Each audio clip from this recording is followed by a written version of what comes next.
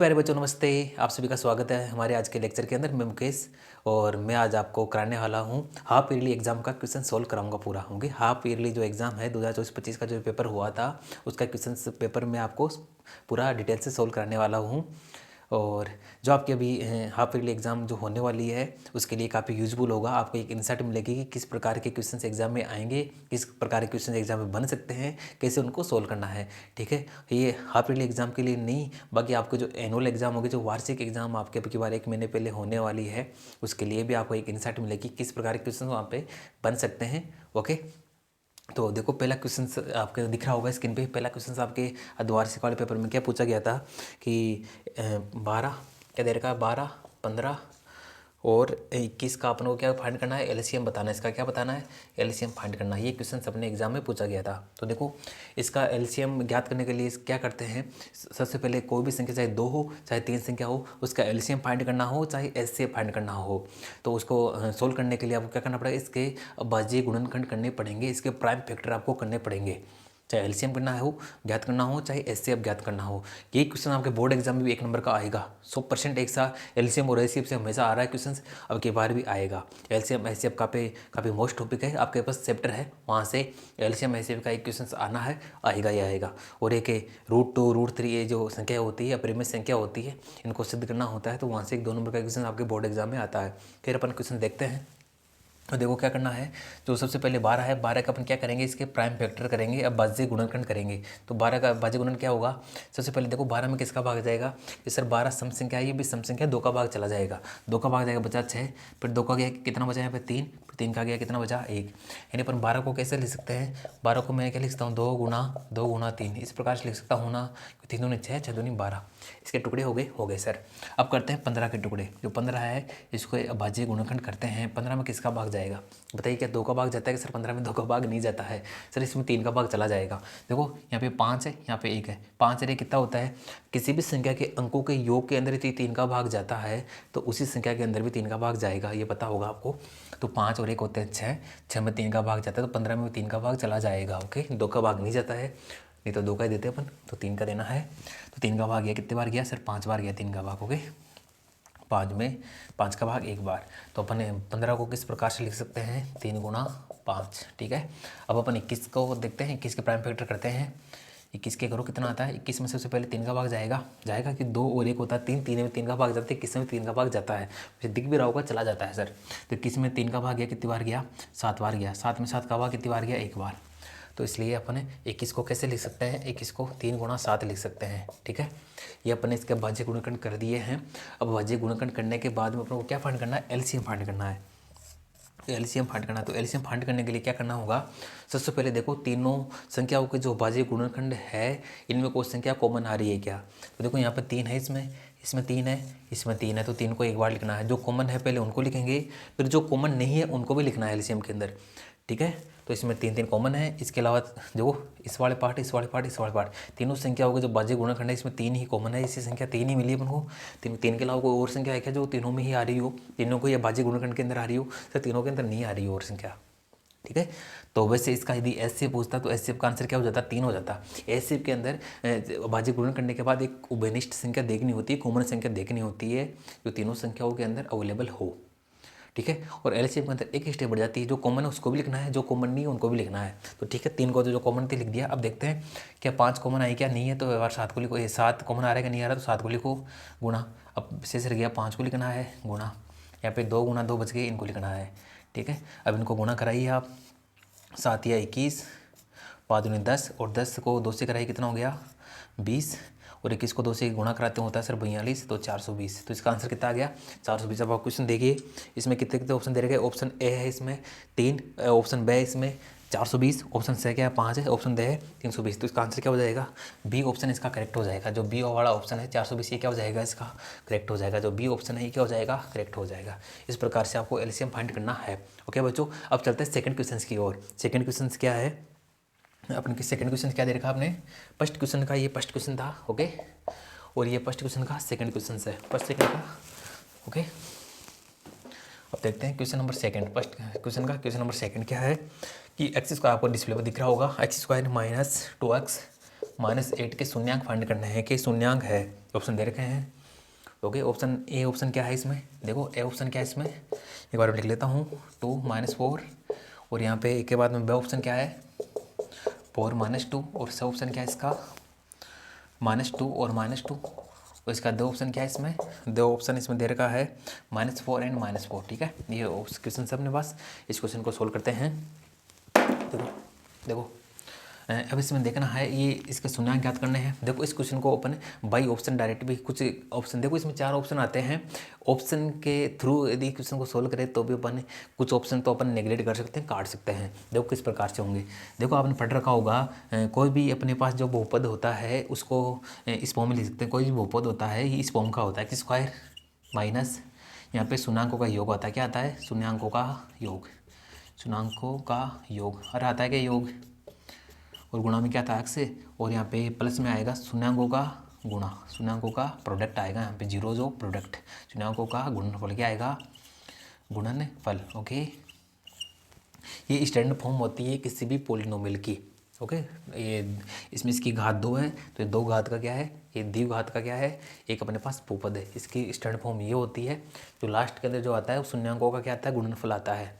तो देखो, और जो बीच अक्ष के जो मल्टीपल में आता है ये आता है शून्यांकों का योग आता है। तो देखो अब यदि मान लेते हैं कि इसका ऑप्शन ए के अंदर -4 और 2 ही इसके शून्यांक है, तो -4 और 2 को गुणा कराइए कितना आता है, शून्य को गुणा कराओ कितना आएगा सर -8 आएगा, कितना आएगा -8 आएगा, कितना आएगा -8।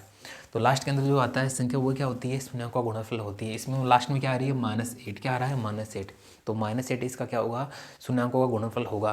तो -4 और 2 को गुणा कराइए कितना आता है -8। ठीक है, ये हो सकता है आंसर। 4 को -2 से गुणा करें तो भी -8, क्या -2 को -2 को गुणा कराइए कितना आता है सर, इसका आता है आंसर 4, और इस -4 को -4 गुणा के 16।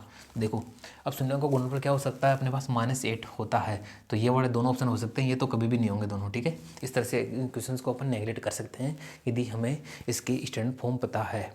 ठीक है, अब चलते हैं एस का जो गुणांक होता है वहाँ पे क्या आएगा शून्यांकों का योग, ध्यान रखना माइनस वाला साइन नहीं आएगा यहाँ पे, यदि माइनस का साइन आता है तो अपन इस शून्यांकों के योग को प्लस में लेके चलेंगे। देखो कैसे, यहाँ पे माइनस का साइन है, यहाँ पे माइनस का साइन है। ओके, कंपेयर करते हैं, यहाँ पे एक्स का गुणा में क्या है 2 है, कितना है 2 है, यानी जो एक्स दोनों शून्यांकों का जो सम है वो क्या होना चाहिए, वो क्या होना चाहिए 2 होना चाहिए। देखो -4 और 2 को जोड़ो कितना आता है सर -2 आता है, ये ऑप्शन नहीं होगा। यहाँ पे 4 और -2 को जोड़ो कितना आता है 2 आएगा, तो शून्यांक का योग यहाँ पे कितना है 2 है। ओके, ये माइनस साइन नहीं लेना है क्योंकि स्टैंडर्ड फॉर्म में माइनस साइन यहाँ पे आता है तो शून्यांक का योग एक्स के गुणा में आएगा। माइनस आने का मतलब है यहाँ पे माइनस आएगा तो अपन शून्यांकों का योग प्लस में लेके चलेंगे। ठीक है, यदि प्लस आता है तो उसको माइनस मान के चलते हैं। खैर आपको दोनों कंपैरिजन करके लेना है, यहाँ पे एक्स आ रहा है, यहाँ पे एक्स आ रहा है, यहाँ पे माइनस साइन आ रहा है, और यहाँ पे एक्स का मल्टीपल क्या है शून्यांकों का योग कितना आ गया 2, तो इन दोनों का योग करके देखा 4 और -2 कितने होते हैं 2, तो ये वाला ऑप्शन राइट हो जाएगा। ठीक है, इस प्रकार इस क्वेश्चन को डायरेक्ट भी आप टिक कर सकते हो यदि आपको ये वाला स्टैंडर्ड फॉर्म पता है, लेकिन नहीं पता है तो इसको सोल्व करके भी कर सकते हो। आपको जो आपके रब का आरे वाला पेज होगा उस पर लिख के इसको सोल्व कर लेना है। देखो इसको सोल्व करते हैं, अपने पास जो बहुपद होगा उसको अपन पी एक्स से लिख लेते हैं। क्या दिया हुआ है एक्स का है -2x -8 दिया हुआ है। इसके क्या फाइंड करने हैं अपन को जीरोस फाइंड करने, क्या फाइंड करने हैं जीरोस फाइंड करने हैं, तो उसके लिए इसको किसके बराबर रखेंगे 0 के, जीरोस फाइंड करने हैं, जीरोस ज्ञात करना है, इसलिए इसको किसके बराबर रखा आपने 0 के। अब आगे इसको हल करते हैं। तो देखो सबसे पहले क्या करेंगे, इसकी जो कांस्टेंट टर्म है यहाँ पे चाहे माइनस हो चाहे प्लस हो, आपको तो प्लस वाले लेना है। यहाँ पे जो कांस्टेंट टर्म है इसको अब इसके अपन को गुणनखंड करना है, इसके अपन फैक्टर करने हैं, दो संख्याओं के अंदर इसको तोड़ना है। जितनी तरह से टूट सकता है, जितनी टूटने की संभावना है दो संख्याओं के अंदर, इसको आपको तोड़ना है। ठीक है, ओके, तो देखो आगे इसमें, आगे देखिए इसमें जो 8 है यहाँ पे जो 8 है, 8 को अपन किस प्रकार से ब्रेक कर सकते हैं, तो 4 गुणा 2 से कर सकते हैं कि 4 गुणा 2 कितना होता है सर 8 होता है। ओके, और 4 को कैसे ब्रेक कर सकते हैं, 8 को कैसे ब्रेक कर सकते हैं अपन, और बताइए, और कोई चांस है क्या ब्रेक करने के सर 8 गुणा 1 है, 8 गुणा 1 भी क्या होता है सर 8 ही होता है। चलो एक वाला तो सभी में भी फैक्टर हो जाएगा, तो एक वाला को अपन लास्ट में काउंट करेंगे।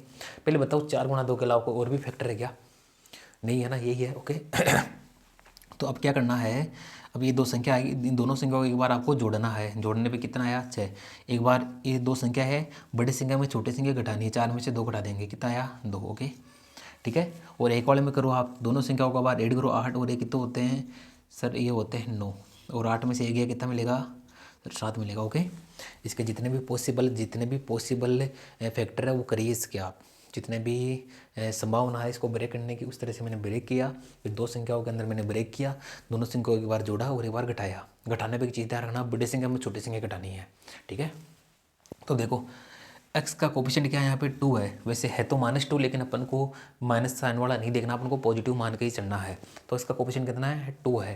तो देखिए इधर 2 किस में से आ रहा है सर, यहाँ पे 2 आ रहा है। तो अपन 2 की जगह क्या पुट करेंगे, इसमें 2 की जगह अपन क्या पुट करेंगे, इसमें 2 की जगह अपन 4 - 2 पुट कर देंगे। इसमें 2 की जगह क्या पुट कर देंगे, 4 - 2। ओके, तो क्या हो जाएगा बराबर x²। 2 की जगह मैंने क्या पुट किया, 4 - 2 मल्टीप्लाई में x - 8 बराबर 0। ठीक है, इस प्रकार से आपको इस क्वेश्चन को हल करना है। यहाँ पे चाहे संख्या कोई सी भी आए, आपको इसी पैटर्न से इसको x का जो कोफिशिएंट होगा इसको इसी पैटर्न से आपको ब्रेक करना है, इसको सोल्व करना है। ये पैटर्न रहने वाला है। देखो आगे क्या हुआ, x² माइनस x को अंदर भेजो। यहाँ पे देखो माइनस को अंदर भेजा है, -4, -4 से x मल्टीप्लाई हुआ तो -4x, -4 को अंदर गया, माइनस प्लस का 2, फिर इधर से x भी मल्टीप्लाई हुआ तो प्लस का 2x, और -8 बराबर क्या हुआ, 0। कितना मिला, 0 मिला सर। कितना मिला, 0। 1 मिनट, कितना मिला, 0 मिला। ओके, आगे सोल्व करते हैं। इसमें देखो, इसमें x², दो स्टार्टिंग की दो पद है, शुरुआत के जो दो पद है यहाँ से हमेशा x कॉमन आएगा, ध्यान रख लेना। और लास्ट के जो दो पद है यहाँ से x का जो कोफिशिएंट है ये लगभग चांस है कि बाहर कॉमन आ ही जाएगा। ओके, ये तो ट्रिक होती है इसकी। यहाँ पे x है, यहाँ पे x है, तो x को बाहर ले लीजिए आप। x को बाहर लोगे तो क्या बचा, x -4। शुरुआत के जो दो पद है, स्टार्टिंग के जो दो पद है यहाँ से x इसमें भी, तो मैंने x को ले लिया है, बाहर ले लिया है। ठीक है, और बाहर लेने के बाद में क्या हुआ कि प्लस यहाँ पे इसमें 2 है। ध्यान रखना, मैंने क्या कहा कि अब जो लास्ट के दो पद हैं यहाँ पे इसका जो कोफिशिएंट होगा, जो गुणांक होगा, वो हमेशा क्या आएगा, बाहर आएगा। जब लगभग वो तो बाहर आ ही जाएगा। यहाँ से x 2 को बाहर ले लिया तो यहाँ कितना बचा, x का कोफिशिएंट 2 बाहर आ गया तो क्या बचा, x। और यहाँ पे 8 में से 2 बाहर आ गया। देखो जो संख्या यदि बाहर आ रही है, कॉमन आ रही है, वो अंदर से एक्चुअली में उसका भाग लग रहा होता है। ऐसे 2x में से ध्यान रखना, ये अपने पास क्या है, 2x प्लस -8 है ना, तो इसमें से आप 2 बाहर ले रहे हो, मतलब 2 का भाग भी लगा रहे हो, तभी तो 2 से 2 कट के वो संख्या नहीं हुआ। वापस 2 बाहर ले लिया, 2 का भाग लगाना है इसको, तो 2 बाहर ले लिया, 2 का भाग लो, 2 से 2 कट जाएगा x से, और 8 में 2 का भाग गया -4, तो अंदर क्या बचेगा, x -4। यानी जो संख्या बाहर आ रही है उसका आपको अंदर वाली संख्या में भाग लगाना है। तो इसमें से 2 है, 2 को बाहर लिया तो इधर बच गया x, और 8 में से 2 बाहर आ गया तो 8 में 2 का भाग गया तो 4। ओके, बराबर 0। ठीक है, इस प्रकार से आपको हल करना है। तो देखो यहाँ पे हमेशा x -4 ये वाली जो संख्या है कॉमन लेने के बाद में ये बराबर आनी चाहिए, जब तो आप सही हो, अदरवाइज आपने कहीं ना कहीं मिस्टेक करी है। तो x -4 इन दोनों संख्याओं में है, इसको मैं बाहर ले रहा हूँ। x -4 को मैं ले लिया बाहर, तो इधर x -4 बाहर आ गया तो क्या बचा, x, और यहाँ पे x -4 आ गया तो क्या बचा, प्लस का 2। क्या बचा, प्लस का 2। ओके, और ये किसके बराबर है, 0 के बराबर। किसके बराबर है, 0 के बराबर। किसके बराबर है, 0 के बराबर। अब देखना, ये भी कोई ना कोई संख्या है, ये भी संख्या है। एक्चुअली में x का कोई ना कोई मान आएगा तो यहाँ पे पुट करेंगे तो ये बनेगी तो संख्या ही वैसे संख्या की फॉर्म है। यदि दो संख्याओं का गुणा है, इसका मतलब कोई एक संख्या तो गुणा होनी चाहिए ना। अरे बताओ, यदि दो संख्याओं का गुणा यानी a गुणा b यदि 0 है, इसका मतलब या तो a 0 होना चाहिए, b 0 होना चाहिए, तभी तो दोनों संख्याओं का प्रोडक्ट मल्टीपल क्या आएगा, 0 आएगा। तो इसका मतलब x -4 को अपन किसके बराबर करेंगे, 0 के, या x + 2 को किसके बराबर करेंगे, 0 के। तो x बराबर क्या बनेगा, यहाँ से -4 को इधर लेके गए तो प्लस का 4 हो गया, तो x बराबर 4 आ गया, और +2 को इधर जाएगा तो क्या आया, x बराबर -2 आ गया। क्या आ गया, x बराबर -2 आया। x के 2 मान आ गए यहाँ पे, कौन कौन से आ गए, x बराबर प्लस का 4 यानी 4 और -2। जो x के मान है ये क्या आ गए, इसके शून्यांक आ गए। क्या आ गए, शून्यांक। ओके, तो 4 और -2 कौन से ऑप्शन में है सर, इस ऑप्शन में। तो ऑप्शन बी क्या हो जाएगा, करेक्ट हो जाएगा। इस प्रकार से आप इसको पूरा सोल्व भी कर सकते हो। ओके प्यारे बच्चों, तब आप इसका स्क्रीनशॉट ले सकते हो, नोट कर सकते हो, देख लीजिए एक बार। मैं एक बार मिटा देता हूँ, समझ लिया है। ओके, ध्यान रखना, यदि इस प्रकार के क्वेश्चन आते हैं तो आपको इसी प्रकार से सोल्व करना है। इस प्रकार का यहाँ पे मान लो कोई अदर संख्या दे देगा तो आपको इसी प्रकार से सोल्व करना है। ये स्टैंडर्ड फॉर्म आपको याद होनी चाहिए। देखो इसमें मतलब क्या है, आपको बहुपद देके आपके शून्यांक पूछा, कई बार शून्यांक देके बहुपद पूछ लेता है। मान लीजिए मेरे पास 2 शून्यांक है और मुझे बहुपद याद करना है, तो क्या करूँगा, ये वाला फॉर्मूला अप्लाई करूँगा। x² माइनस दोनों शून्यांकों का योग कर दूंगा, गुणांक से करा दूंगा, प्लस दोनों शून्यांकों का मैं गुणनफल करा दूंगा। ठीक है, प्रोडक्ट करा दूंगा।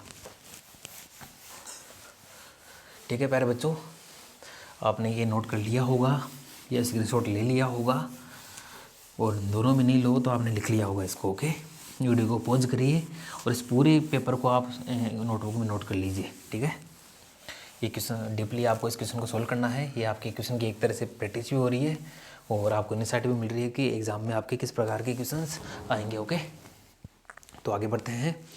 ओके, तीसरा क्वेश्चन क्या है? फर्स्ट का तीसरा क्वेश्चन क्या है? देखिए फर्स्ट का तीसरा क्वेश्चन क्या है? तीसरा क्वेश्चन है, मेरे पास PDF है, देख लेते हैं। रेखिक समीकरण युग्म x प्लस वाई बराबर कितना दे रखा है? 4। ओके, और क्या दे रखा है? x माइनस वाई, सेकंड्स में क्या दे रखी है? x माइनस वाई बराबर 2। ओके, का हल है ऑप्शन ए इसमें दे रखा है।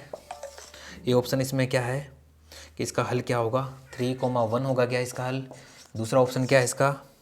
1,3। सी ऑप्शन क्या है इसका? सी ऑप्शन क्या है इसमें? माइनस का 3 प्लस का 1। और डी ऑप्शन क्या है इसमें? डी ऑप्शन क्या है इसमें? माइनस का 1 माइनस का 3। ये 4 ऑप्शन है। इस क्वेश्चन को देखते हैं क्या होगा, इसका सॉल्यूशन देख लेते हैं क्या होगा। 1 minute. Okay, 1 minute, marker change कर लेते हैं।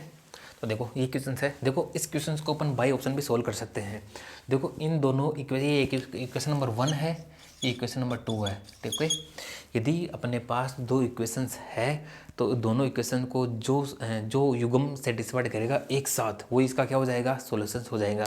यानी ऐसे एक्स वाई के मान जो इसमें पुट कर दूँ तो दोनों को एक साथ क्या कर दे? सेटिस्फाइड कर दे। ओके, तो देखो पहले ऑप्शन में पॉइंट की फॉर्म में दे रखा है ये सभी आंसर। तो पहली संख्या किसका मान होता है? एक्स का।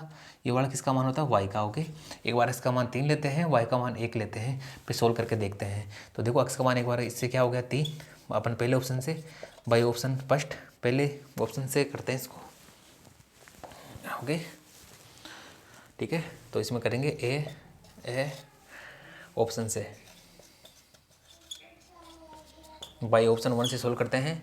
ऑप्शन 1 से एक्स का मान कितना है? यहाँ पे 3 है। वाई का मान कितना है? यहाँ पे 1 है। ठीक है, तो देखो इसमें रखो फर्स्ट इक्वेशन क्या है? एक्स प्लस वाई बराबर कितनी है? 4 है। क्या है? एक्स प्लस वाई बराबर क्या है? 4 है। तो यहाँ पे एक्स का मान 3 रखिए, यहाँ पे वाई का मान यहाँ पे 1 रखिए, या बराबर 4। तो 3 एक तो 4 बराबर 4।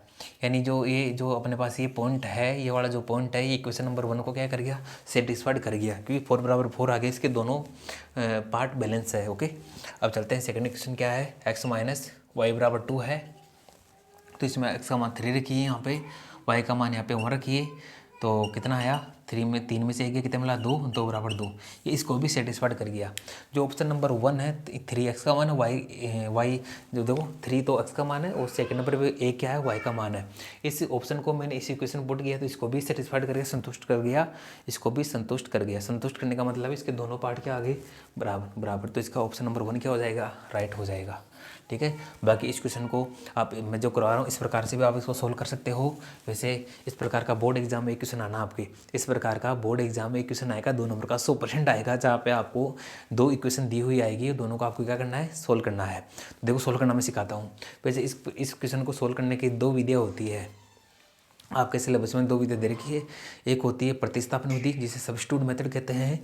एक होती है एलिमिनेशन मेथड, जिसको विलोपन विधि कहते हैं। ओके, तो इसको मैं करा देता हूँ। इसको फर्स्ट ऑप्शन से करते हैं, मैं दोनों विधि से करता हूँ। फर्स्ट ऑप्शन क्या है? अपने फर्स्ट ऑप्शन है प्रतिस्थापन विधि। कौन सी विधि? प्रतिस्थापन विधि। ओके, दोनों मैं वीडियो से करवा देता हूँ, क्योंकि पिछली बार एग्जाम में आपकी विलोपन वाली विधि आई थी, तो अब की बार हो सकता है प्रतिस्थापन विधि से आपको पूछ ले वो। ठीक है, फर्स्ट इसको करते हैं अपन प्रतिस्थापन विधि से। किससे? प्रतिस्थापन विधि से, सब्स्टिट्यूट मेथड से, प्रतिस्थापन विधि से, सब्स्टिट्यूट मेथड से। ठीक है, इससे करते हैं। अपने पास इक्वेशन क्या है? एक्स प्लस वाई बराबर क्या है? 4 है। और सेकंड इक्वेशन क्या है? एक्स माइनस वाई बराबर कितना है? 2 है। इसको सोल्व करते हैं। देखो सोल्व करने के लिए क्या करना पड़ेगा? इसको इक्वेशन नंबर 1 मानेंगे, इक्वेशन नंबर 2 मानेंगे। एक को 1 मान लिए, एक को 2 माना, एक को 1 मान लिए, एक को 2 मानना है। ओके, तो देखो सबसे पहले बाई इक्वेशन 1 अपन को इक्वेशन 1 से क्या करना है? इक्वेशन 1 से पहले एक्स का मान निकालना। किसका मान निकालेंगे? एक्स का मान। इक्वेशन 1 क्या है? एक्स प्लस वाई बराबर क्या है? 4 है। तो यहाँ से इक्वेशन 1 से एक्स का मान निकालना है, तो एक्स को तो इधर रखेंगे, वाई को हटा के इधर फेंक देंगे। तो एक्स बराबर क्या हुआ? 4 माइनस का वाई। क्या हुआ? एक्स बराबर 4 माइनस का वाई। इसको इक्वेशन नंबर 3 नाम देंगे। ठीक है, अब इक्वेशन 1 से एक्स का मान जो आ चुका है, इसको इक्वेशन नंबर 2 में अपन रखेंगे, 2 के अंदर रखेंगे। इक्वेशन नंबर 2 क्या है? एक्स माइनस वाई बराबर क्या है? 2 है। यहाँ पे लिख देता हूँ इक्वेशन का मतलब समीकरण 2 से। ओके, समीकरण 2 से, समीकरण 2 क्या है? एक्स माइनस वाई बराबर 2 है। तो एक्स का मान कितना मिला? 4 माइनस वाई। एक्स का मान कितना मिला? यहाँ पे देखो एक्स का मान कितना मिला? 4 माइनस का वाई। तो एक्स का मान यहाँ पे रख रहा हूँ 4 माइनस का वाई, जहाँ एक्स है उसकी जगह 4 माइनस का वाई बराबर 2। देखो 4 यहाँ पे माइनस वाई कितना हुआ? माइनस के 2y बराबर 2। तो यहाँ से अपन को y का मान फाइंड करना है। देखो इस इक्वेशन को सोल्व करने का मतलब है इसमें अपन x और y के मान फाइंड करने हैं, क्योंकि x y के जो मान आएंगे वो क्या होंगे, इसके सॉल्यूशंस होंगे, हल होंगे। ठीक है, तो अपना मीन क्या है कि y का मान फाइंड करना, तो y के अलावा जो भी उसको राइट साइड में अपन फेंक देंगे। तो इधर माइनस का 2y प्लस का 4 इधर गया तो माइनस का 4 हो जाएगा, क्या बचा 2 माइनस 4। तो यहाँ पे माइनस का 2y बराबर कितना आ गया, 2y बराबर यहाँ पे 2 में से माइनस 4 गया तो क्या बचेगा, माइनस का 2 बचेगा, माइनस से माइनस कैंसिल, 2 से 2 कैंसिल, तो y का मान कितना आ गया 1 आ गया। कितना आ गया पहले बच्चों 1, तो y का मान कितना आ गया 1। तो ऑप्शन पे देख लो y का मान कहाँ 1 है, यहाँ पे 1 है, y का मान यहाँ पे 1 है। ठीक है, अभी तक सी और ए ऑप्शन ठीक हो सकता है, आगे देखते हैं। अब ध्यान रखना जो y का मान आया है इसको समीकरण नंबर 3 में रखेंगे। ओके, तो समीकरण नंबर 3 से, समीकरण 3 में 3 समीकरण क्या है अपनी, समीकरण नंबर 3 क्या है, x बराबर 4 माइनस का y। तो यहाँ पे x बराबर 4, y का मान कितना आया 1, तो y की जगह मैंने क्या रख दिया 1। तो x बराबर क्या आया 4 में से 1 गया 3, x का मान कितना आया 3। ओके, तो प्रतिस्थापन विधि से अपने पास इसके दो सॉल्यूशंस क्या क्या मिले अपन को, इनके जो सॉल्यूशन मिले हैं y का मान 1 मिला है, मैं यहाँ पे लिख देता हूँ। प्रतिस्थापन विधि से अपन को क्या मिला सॉल्यूशन से, x का मान 3 और y का मान 1। ओके, तो देखो कौन सा ऑप्शन में 3 1 है, इसमें है 3 और 1, ये ऑप्शन अपना करेक्ट है। लेकिन ये तो मैंने आपको प्रतिस्थापन विधि से करवाया है, अब इसको मैं विलोपन विधि से भी करवाता हूँ। ओके, एक बार ये वाला पार्ट आप नोट कर लीजिए, इसको मिटा देता हूँ बाय ऑप्शन वाला। ठीक है, देखो विलोपन विधि तो काफ़ी आसान है। देखो दोनों इक्वेशन को मैं सोल्व करता हूँ, एक बार लिख लेता हूँ क्या क्या है। देखो इक्वेशन अपने पास जो इक्वेशंस है, एक मिनट, इक्वेशंस अपने पास 1 क्या है, x प्लस वाई बराबर क्या है 4 है, इक्वेशन नंबर 1 है ये है। और इक्वेशन नंबर 2 क्या है, x माइनस वाई बराबर क्या है 2 है, इक्वेशन नंबर 2 है। ओके, देखो इस विधि में क्या करना पड़ेगा आपको, इस विलोपन विधि से अपन कर रहे हैं। सेकंड मेथड कौन सा अपना, विलोपन विधि। सेकंड मेथड क्या अपना, विलोपन मेथड। कौन सा, विलोपन विधि। कौन सी है, विलोपन विधि। कौन सी है, विलोपन विधि, विलोपन विधि। ओके, इस विधि के अंदर आपको क्या करना है, इस विधि के अंदर आपको दो इक्वेशन दी हुई आएगी, तो दोनों इक्वेशंस में आपको क्या करना है, विलोपन विधि में दो समीकरण आपको दी हुई आएगी, तो दोनों समीकरणों में से आपके x के कोफिशिएंट, x के जो गुणांक है उनको समान बनाएंगे, या y के जो कोफिशिएंट है जो गुणांक है उसको समान बना लो। कहने का मतलब है या तो x के गुणांकों को समान बना लो, या y के जो गुणांक है उनको समान बनाना है। ठीक है, यदि समान नहीं है तो किसी संख्या से गुणा करा के इनको समान बनाना है, ये होती है विलोपन विधि। कुछ समय इस पर आपके जो कंप्लीट सिलेबस है रिकॉर्ड करके डालूंगा, तो आप आसानी समझ लेना वहाँ से। यहाँ देखिए आप, देखो इसमें x का गुणांक 1 है, दो x का गुणा, देखो x में कुछ भी नहीं है गुणा में, इसका मतलब इसका कोफिशिएंट कितना है 1 है, इसका भी कोफिशिएंट कितना है 1 है, कोफिशिएंट मतलब गुणांक। और y का गुणा कितना है प्लस का 1 है, और y का गुणा कितना माइनस का 1 है यहाँ पे। तो यहाँ पे देखो x का गुणांक और y का गुणा क्या दे रखा है, समान दे रखा है, और यहाँ पे y का गुणांक 1 है, यहाँ पे माइनस का 1 है। ओके, तो इसमें तो x का गुणा क्या दे दिया, समान दे दिया, तो इसमें अब उनको चेंज करने की आवश्यकता नहीं, इसको सीधा सोल्व कर सकते हैं। तो दोनों समीकरणों को अपन ऐड करिए, ऐड करने पे क्या होगा, प्लस का y माइनस वाई से कट जाएगा, और x मिलके कितना हुआ 2x, x मिलके कितना हुआ 2x बराबर, यहाँ पे 4 और 2 कितने हुए 6 हो गए। तो यहाँ से x का मान क्या आ गया 6/2, 2 चला जाएगा नीचे, x बराबर कितना आ गया 6 में 2 कब आ गया 3, x का मान कितना आ गया 3। अब जो x का मान आया है इसको आप समीकरण नंबर 1 या 2 इनमें से किसी में भी आप इसको रख सकते हो। समीकरण नंबर 1 में, 1 के अंदर रखो आप समीकरण 1 से, समीकरण 1 में इसका मान रखो। समीकरण 1 क्या है कि x प्लस वाई बराबर कितना है 4 है, x का मान 3 रखो, यहाँ पे 3 रख दिया मैंने, x का मान बराबर 4, यहाँ से y का मान कितना आ गया 4 माइनस का 3, कितना आ गया 4 माइनस 3, यानी y का मान कितना आ गया 1, y का मान कितना मिल गया 1। ओके, यानी पॉइंट के फॉर्म में लिखते हैं, x का मान 3, y का मान 1। ओके, तो अपना आंसर क्या हो गया, ऑप्शन नंबर 1। इस प्रकार से आप दोनों विधि से इसको कर सकते हैं। मैंने डीपली दोनों विधि आपको समझा दी है। अब चलते हैं नेक्स्ट क्वेश्चन की ओर। अपने जो 2 क्वेश्चंस के कंप्लीट हो चुके हैं, अब इसके तीसरे क्वेश्चंस की ओर चलते हैं। एक बार मिटा देता हूँ। ओके, तीसरा क्वेश्चन तो हो गया ना, अब इसके चौथे क्वेश्चन की ओर चलते हैं, जो 4th क्वेश्चन है उसकी ओर चलते हैं। ठीक है, देखो 4th क्वेश्चन रीड करो, आपको डिस्प्ले पे दिख रहा होगा। 4th क्वेश्चन के दी का समीकरण 2x² प्लस x प्लस 4 के मूल होंगे, इसके मूल बताना है। देखो आपके एक चैप्टर है दी का समीकरण, तो दी का समीकरण में तो मोस्ट क्वेश्चन 4 या 5 ही है, जहाँ से एक 4 नंबर का क्वेश्चन बोर्ड एग्जाम में आरबीसी पैटर्न में पूछा जाना है। जो आरबीसी जो मीडियम है आरबीसी के अंदर जो बोर्ड एग्जाम होगी उसके अंदर क्वाड्रेटिक क्वेश्चन के अंदर दीघा समीकरण के अंदर 4 क्वेश्चन दे रखे हैं। मैं जब कराऊंगा तो 4 क्वेश्चन कराऊंगा आपको, 4 क्वेश्चन है, उन 4 क्वेश्चन में से 100% एक 4 नंबर का क्वेश्चन आना है। ओके, तो इसमें अच्छे से करना है चैप्टर को, इससे छोटा क्वेश्चन नहीं आएगा आरबीसी बोर्ड में, सीबीएसई में तो आ सकता है छोटा क्वेश्चन। अब देखते हैं इसका फोर्थ क्वेश्चन क्या है कि इसमें है डी का समीकरण क्या दे रखा है, 2x² प्लस x प्लस 4 बराबर क्या है 0। इसके मूल होंगे, फर्स्ट ऑप्शन हमें दिख रहा है, फर्स्ट ऑप्शन में क्या है धनात्मक है तथा ऋणात्मक है, और इसका बी ऑप्शन क्या है दोनों धनात्मक है, और सी ऑप्शन क्या है इसका दोनों ऋणात्मक है, और दो ऑप्शन क्या है कोई वास्तविक मूल नहीं है। ओके देखो देखते हैं, देखो एक होता है विविक्तर, पढ़ा होगा आपने विविक्तर या डिस्क्रिमिनेंट। विविक्तर, विविक्तर को डी से लिखते हैं, डिस्क्रिमिनेंट, और इसका होता है ये मान होता है b² माइनस का 4ac। ये आपको फॉर्मूला पता होगा, आपने पढ़ रखा होगा तो ये पता होगा, ये फॉर्मूला होता है d बराबर b² माइनस 4ac। इससे मूलों की जो प्रकृति होती है वो हमें पता चलती है। ओके, जो मूल होंगे वो किस प्रकार के होंगे। सर यहाँ पे ABC क्या है ये तो बताइए, ध्यान रखना इस क्वेश्चन के अंदर, ध्यान रखना आप इस क्वेश्चन के अंदर जो x का जो कोफिशिएंट होता है वो होता है a, और जो x² का जो कोफिशिएंट होता है वो a होता है, जो x का कोफिशिएंट होगा वो क्या होगा b होगा, और जो कॉन्स्टेंट टर्म होता है उसको बोलते हैं c बोलते हैं, क्या बोलते हैं c बोलते हैं, क्या बोलते हैं c। तो यहाँ पे देखो a का मान कितना है, यहाँ पे 2 है, और b का मान कितना है, x का कोफिशिएंट यहाँ पे 1 है, कुछ भी नहीं है तो 1 मानेंगे। c का कोफिशिएंट क्या है, c अचर पद क्या है, ये जो लास्ट की टर्म होती है इसे अचर पद बोलते हैं, ये क्या है c4 है, पता है ना आपको। अब d का मान निकालते हैं, d बराबर क्या होगा b², b का स्क्वायर, b का मान मैं 1 रखूँगा, a² माइनस 4, a का मान 2 है गुना c का मान 4 है, तो a का स्क्वायर 1 माइनस 4 4 16 और 32, तो इसका मान कितना आ गया माइनस का 31, कितना आ गया 31। जो ये माइनस 31 आया है, क्या ये 0 से छोटा है क्या सर, ये 0 से छोटा है, या डी का मान क्या आया माइनस का 31, जो किससे छोटा है 0 से, यानी डी का मान क्या आ गया नेगेटिव। अब आपको पता होगा तो डी का मान यदि 0 से बड़ा आता है तो दोनों मूल क्या होते हैं वास्तविक होते हैं और अलग अलग होते हैं। दोनों मूल क्या होते हैं वास्तविक, 3 कंडीशन आपको पता होगी, 3 कंडीशन आपको सिलेबस में दे रखी है। दोनों मूल वास्तविक होंगे, वास्तविक तथा भिन्न भिन्न होंगे, वास्तविक हुए क्या होंगे भिन्न भिन्न होंगे, क्या होंगे भिन्न भिन्न, ओके भिन्न भिन्न, ठीक है। पहली कंडीशन ये होती है। दूसरी कंडीशन डी का मान यदि 0 आ जाए तो दोनों मूल क्या होंगे वास्तविक होंगे और क्या होंगे बराबर होंगे। दोनों मूल वास्तविक तो होंगे ही और क्या होंगे बराबर होंगे, क्या होंगे वास्तविक व बराबर, ओके। दोनों मूल क्या होंगे वास्तविक व बराबर। अब देखते हैं आगे, यदि तीसरी कंडीशन देखी थी डी का मान, यदि डी का मान लेस देन 0 आ जाए तो दोनों मूल क्या होंगे वास्तविक नहीं होते। दोनों मूल क्या होंगे वास्तविक नहीं होते, वास्तविक नहीं, वास्तविक नहीं मतलब ये क्या होते हैं सम्मिश्र हैं, कॉम्प्लेक्स रूट होते हैं, सम्मिश्र होते हैं, क्या होते हैं सम्मिश्र मूल। सम्मिश्र वाले संख्या में क्या होते हैं सम्मिश्र प्रकार के मूल होते हैं, वास्तविक नहीं होते हैं। तो आपके ऑप्शन नंबर पढ़िए, ऑप्शन नंबर 4 आपका ठीक हो जाएगा। ऑप्शन नंबर 4 क्या दे रखा है कोई वास्तविक मूल नहीं, क्योंकि डी का मान यहाँ पे क्या है लेस देन 0 आया है, लेकिन वास्तविक मूल इसका क्या होगा नहीं होगा, वास्तविक मूल इस क्वेश्चन के नहीं होंगे।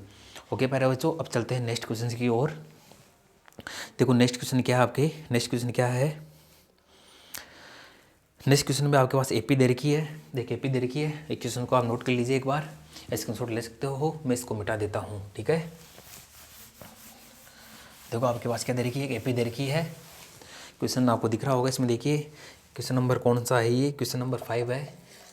इसमें आपको एपी दे रखी है, एपी क्या दे रखी है इसमें 3, 7, 11 एंड इसका क्या पूछा है 11 का 10वां पद का 10वां पद अपन को क्या करना है फाइंड करना, 10वां पद होगा, 10वां पद ज्ञात करना, ओके ठीक है। देखते हैं 4 ऑप्शन दे रखे हैं, अपने पास 4 ऑप्शन दे रखे हैं, तो इसको सोल्व करते हैं। देखो देखो ये एपी है, इसमें जो इसका प्रथम पद को अपन ऐसे लिखते हैं, इसका प्रथम पद क्या है 3 है, तो एक का मान क्या आ गया इसमें 3।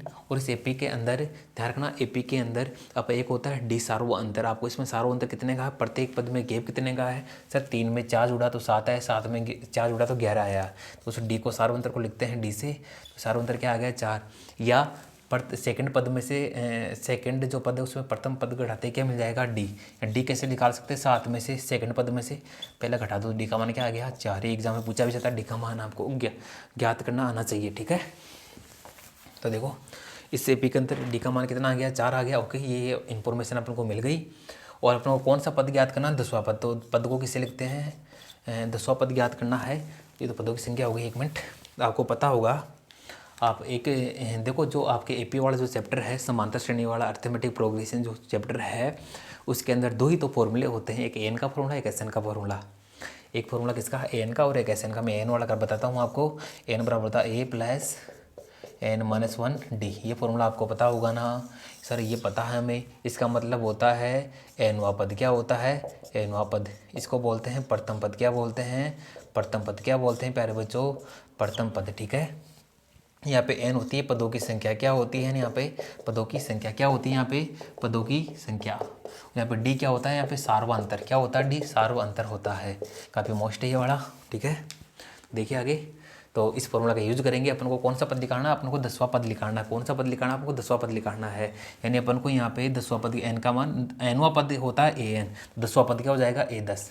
एन का मतलब एनवां पद, तो ए 10 का मतलब 10वां पद। अपन को 10वां पद ज्ञात करना है। यानी एन की जगह अपन क्या रखेंगे इसमें, 10 पुट करिए। ए प्लस एन का मान 10 माइनस 1 मल्टीप्लाई में डी। ए 10 तो अपन को फाइंड करना है। ए का मान क्या है, 3 है, प्लस 10 में जगह 9, और डी का मान क्या है, यहाँ पे 4 है।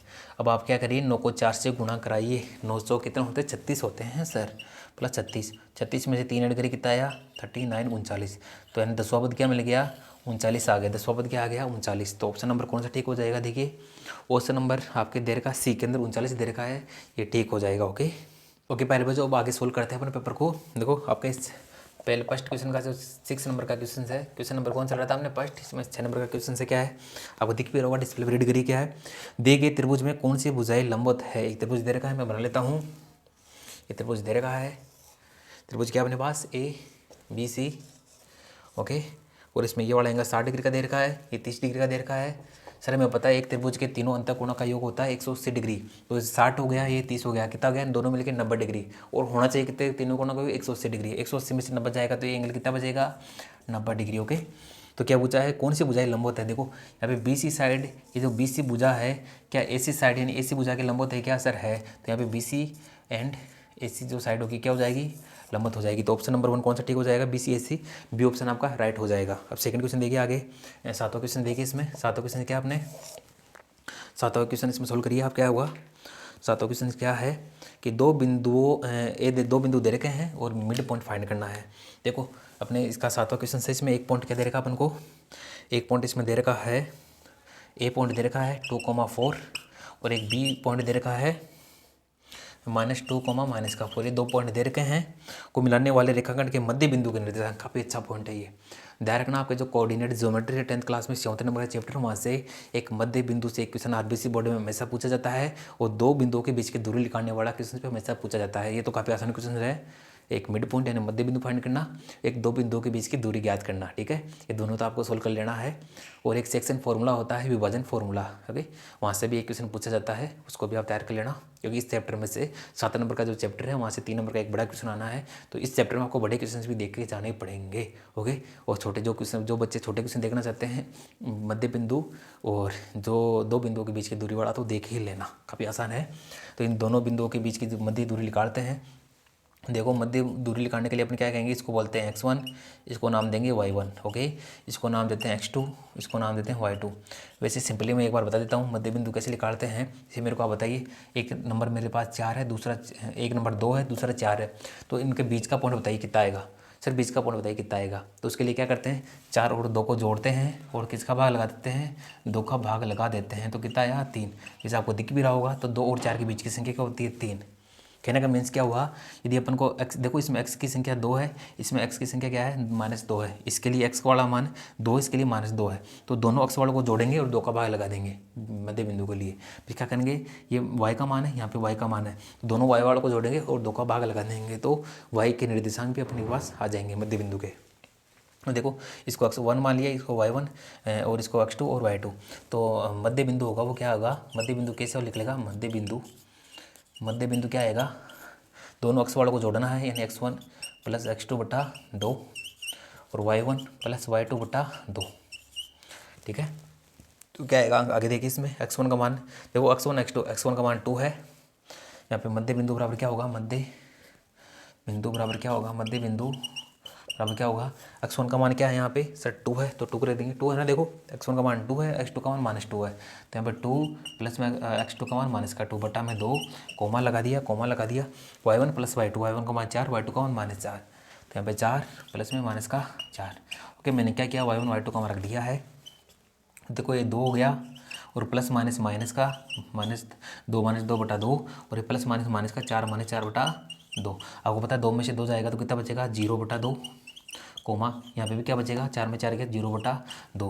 आपको पता है 0/2 का मान 0 और इधर भी 0/2 का मान 0, यानी जो इसका मिड पॉइंट जो 2 बिंदु है इनका मिड पॉइंट क्या आ गया 0,0 आ चुका है। क्या आ गया, एक्स के दोनों मान होते हैं उनको जोड़ो, 2 का भाग लगा दो, एक्स का निर्देशांक, वाई के जो 2 मान होते हैं 2 पॉइंटों के 2 मान होंगे अलग अलग, दोनों को जोड़ो, 2 का भाग लगा दो, क्या आ जाएगा वाई का मध्य बिंदु, वाई निर्देशांक आ जाएगा, मध्य बिंदु का वाई निर्देशांक आ जाएगा। ठीक है, तो इसमें कौन सा ऑप्शन ठीक हो जाएगा, इस ऑप्शन नंबर से ठीक हो जाएगा 0,0।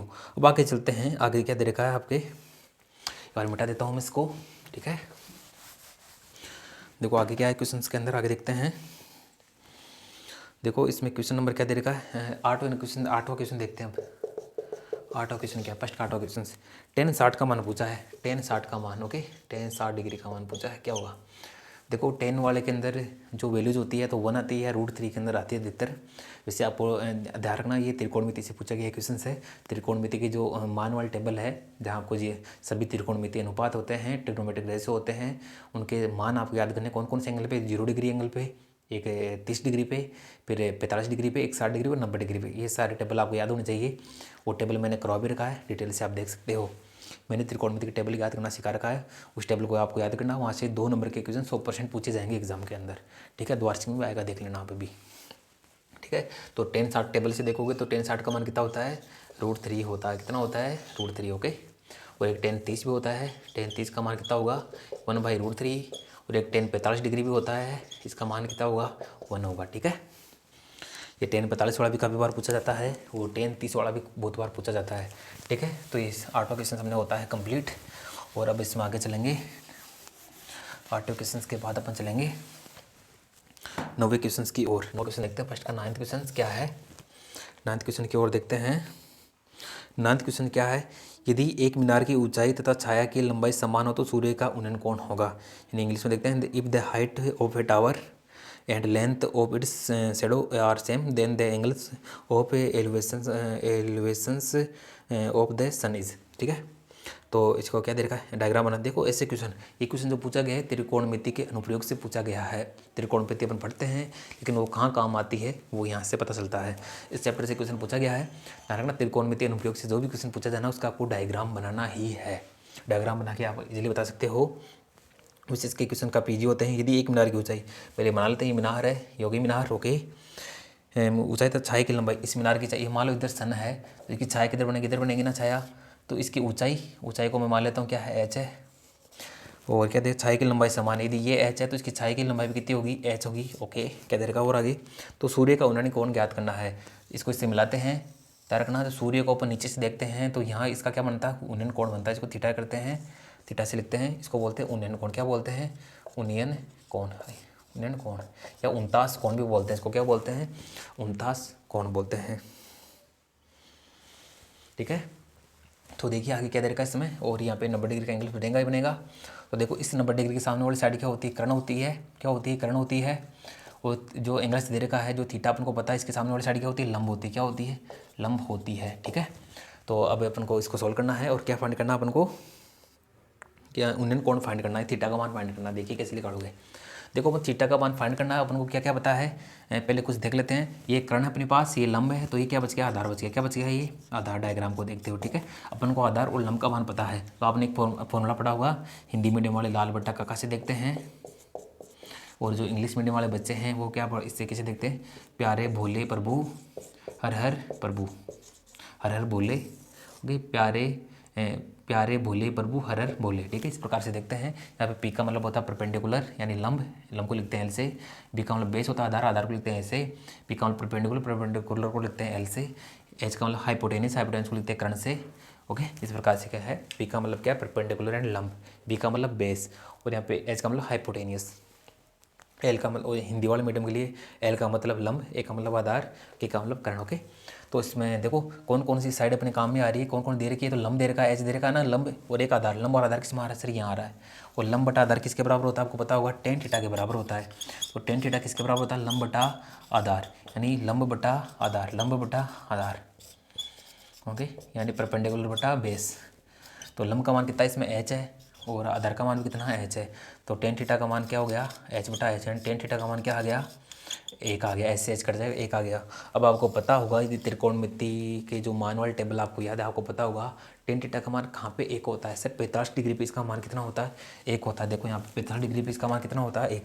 तो ये टेन थीटा पे एक किसके बराबर होगा, थीटा का मान क्या आएगा, 45 डिग्री आएगा, कितना, 45 डिग्री। तो यहाँ से जो उन्नयन कोण कितना मिल गया अपन को, 45 डिग्री हो गई, 45 डिग्री हो गई, ठीक है। अब नेक्स्ट क्वेश्चन की ओर चलते हैं। नेक्स्ट क्वेश्चन क्या है अपना, नेक्स्ट क्वेश्चन 10वां क्वेश्चन देखते हैं। इसमें वर्त की सबसे बड़ी जीवा होती है। देखो सब वर्त के अंदर सबसे बड़ी जीवा होती है, ये पूछा इसमें। ये क्वेश्चन काफ़ी रिपीट है, कभी बार पूछा जाता है, 9th क्लास में भी पूछा गया था ये। हाँ, फील्ड का जो पेपर हुआ था 9th क्लास में भी क्वेश्चन पूछा गया था। बोर्ड एग्जाम में क्वेश्चन भी पहले पूछा जा चुका है। ये तो काफ़ी स्टैंडर्ड क्वेश्चन है कि वर्त की सबसे बड़ी जीवा को अपन क्या बोलते हैं, ठीक है। ये काफ़ी ईजी है, काफ़ी स्टैंडर्ड क्वेश्चन है, ये तो आपको पता होना चाहिए, ठीक है। देखो क्या पूछा है क्वेश्चन के अंदर, क्वेश्चन नंबर 10 आपको दिख रहा होगा कि वर्त की सबसे बड़ी जीवा होती है। ऑप्शन नंबर 1 त्रिज्या, दूसरा व्यास, चाप या त्रिज्यघन। देखो एक सर्कल बना रहा हूँ ऐसे, ये सर्कल अपने पास, ये क्या है, सर्कल है। देखो प्रैक्टिस में एक परफेक्ट, दो कितना गोल बना है सर्कल, ठीक है। इसलिए बोलता हूँ प्रैक्टिस करिए, प्रैक्टिस अपन को क्या बनाती है, परफेक्ट बनाती है, ओके। कोई भी कमज़ोर नहीं होता, कोई भी होशियार नहीं होता। जो बच्चा सबसे ज़्यादा प्रैक्टिस करेगा वो होशियार हो जाएगा, जो प्रैक्टिस कम करेगा वो कमज़ोर हो जाएगा। मैथमेटिक्स प्रैक्टिस मांगती है, इसके साथ में हाथों की प्रैक्टिस भी मांगती है। क्वेश्चन आपको हाथ से सोल्व करने आने चाहिए रफ कॉपी के अंदर, ओके। तो बिना प्रैक्टिस कैसी मैथमेटिक्स, मैथमेटिक्स के लिए तो प्रैक्टिस करनी पड़ेगी, ओके। तो ये होता है सेंटर सी, ये क्या होता है, वर्त का केंद्र सी, ओके। तो देखो सबसे पहले कुछ बातें बता देता हूँ वर्त के लिए मैं। देखो ये पॉइंट, इसका सेंटर का जो पॉइंट है इसको अपन केंद्र बोलते हैं, सेंटर बोलते हैं, ओके सर। और इसकी जो ये बाउंड्री है इसको बोलते हैं परिधि, क्या बोलते हैं, परिधि बोलते हैं, ओके। और इस परिधि पे मैंने, या परिधि, इस जो लेंथ, ये बाउंड्री है ना पूरी, इसको बोलते हैं परिधि। परिधि पे मैंने एक पॉइंट ए लिया, दूसरा पॉइंट बी लिया। तो वर्त की परिधि पे 2 पॉइंट लेके मिला दूँ तो मिलाने पर एक बनता है रेखाखंड, इसको बोलते हैं जीवा। क्या बोलते हैं इसको, जीवा बोलते हैं सर, इसको क्या बोलते हैं, जीवा, ओके। सर फिर तो ये भी जीवा हो गई, यस ये भी इसकी जीवा है। सर फिर ये भी इसकी जीवा हो गई, यस ये भी जीवा है, ठीक है। और एक जीवा मैं वर्त के केंद्र से गुजार देता हूँ, ये वर्त के केंद्र से होकर गुजर रही है, ये भी इसकी जीवा है। अब आप कॉमन सेंस लगाइए कि इनमें से कौन सी जीवा की लंबाई सबसे ज़्यादा है। सर इसमें जो जीवा की लंबाई सबसे ज़्यादा है वो जो ये वाली है, ये वाली जीवा सबसे बड़ी है, और ये बड़ी है, ओके। और एक भी ध्यान रखना, जो ऐसी जीवा जो वर्त के केंद्र से होते हुए जाती है उसे बोलते हैं व्यास। क्या बोलते हैं, व्यास। क्या बोलते हैं, व्यास। ऐसी जीवा जो वर्त के केंद्र से होकर गुजरे उसे बोलते हैं व्यास। और व्यास ही क्या है, वर्त की सबसे बड़ी जीवा है, ठीक है। तो आपका ऑप्शन नंबर कौन सा ठीक हो जाएगा इसमें, इसमें सब वर्त बी ऑप्शन ठीक हो जाएगा, व्यास, ओके। अब क्वेश्चन नंबर अपन आगे चलते, ओके बच्चों आगे बढ़ते हैं। अपन ने फर्स्ट क्वेश्चन के 10 क्वेश्चन देख लिए हैं, आपके 11 क्वेश्चन है, आपके 11 क्वेश्चन है। अभी वस्तुनिष्ठ क्वेश्चन ही चल रहे हैं, ऑब्जेक्टिव वाले क्वेश्चन चल रहे हैं। आपके 11 क्वेश्चन है। 5 सेंटीमीटर त्रिज्या वाले वर्त का क्षेत्रफल, 5 सेंटीमीटर त्रिज्या, त्रिज्या कितनी देर की इस क्वेश्चन में आपको डिस्प्ले में दिख रहा है क्वेश्चन, इसमें त्रिज्या कितनी देर की है सर, 5 सेंटीमीटर दिख रही है, देर की है। इसका अपन को क्षेत्रफल ज्ञात करना है, इसका क्या पाठ करना है अपन को सर, क्षेत्रफल ज्ञात करना है। तो देखो ज्ञात करते हैं। अब देखो वर्त का क्षेत्रफल क्या होता है, वर्त का क्षेत्रफल, वर्त का क्षेत्रफल या वर्त का एरिया क्या होता है, आपको याद होना चाहिए फॉर्मूला, काफ़ी आसान फॉर्मूला है, पाई आर स्क्वायर। कितना होता है, पाई आर स्क्वायर। पाई का मान 22/7 होता है, वैसे ध्यान रखना पाई का मान 22/7 होता नहीं है, ये लगभग बराबर होता है 22/7। अपन मान के चलते हैं अपन सुविधा के अकॉर्डिंग, वैसे इसका मान लगभग बराबर होता है 22/7, एग्जैक्ट 22/7 नहीं होता, ध्यान रखना। और गुणा आर का मान, यहाँ त्रिज्या को अपन आर से लिखते हैं, तो आर का मान कितना दे रखा है यहाँ पे 5 सेंटीमीटर, तो यहाँ पे 5 रख देंगे, 5 का होल स्क्वायर। तो 22/7 गुणा में क्या हो गया, 5 का स्क्वायर कितना हो गया 25। अब ये कितना बना 22 गुणा 25/7, ओके।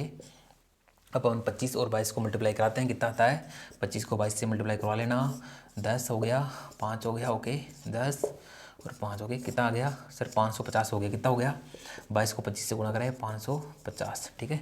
वैसे 250 500 और ठीक है 550/7। अब 550 में अपन को भाग लगाना, 7 का कितना था लगाते हैं, 550 आप हेरो कॉपी का पेज होगा उस पर 550 में 7 का भाग लगा लेना।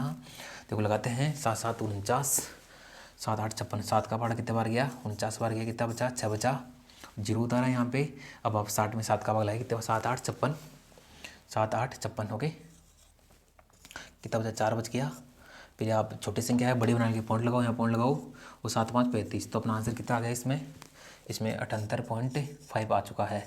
और इकाई क्या दे रखी है इसमें, सेंटीमीटर दे रखी है, तो ये क्षेत्रफल के लिए सेंटीमीटर स्क्वायर ही जाएगा।